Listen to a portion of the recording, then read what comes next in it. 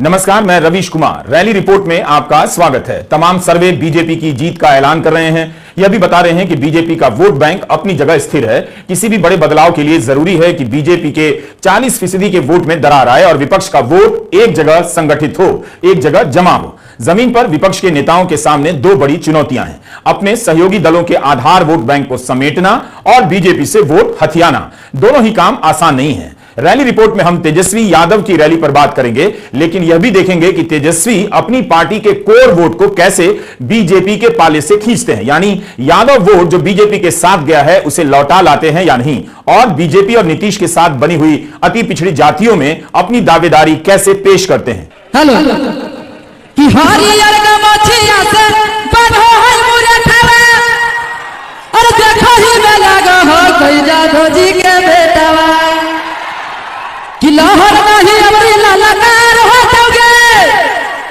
अब बिहार में तेजस्वी सारा कार हो जाओगे। आरजेडी गाने की एक पूरी धारा यूट्यूब की दुनिया में विकसित हो चुकी है।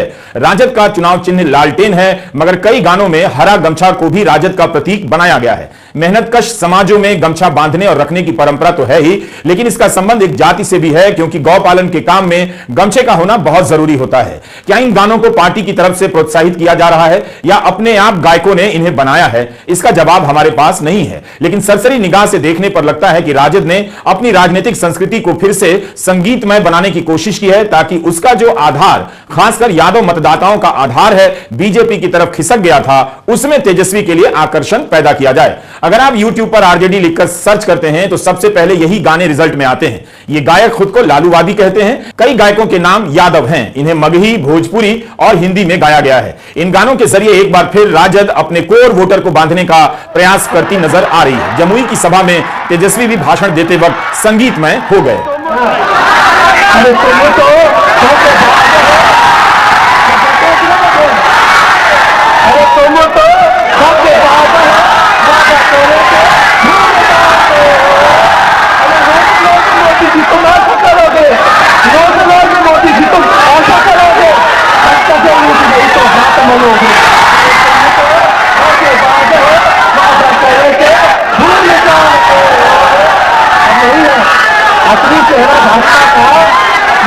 जाहिर है किसी भी रैली के पहले उसमें बजने वाले गानों का बहुत बड़ा रोल होता है। हर पार्टी की रैली में गानों की अलग अलग परंपरा आपको दिखेगी।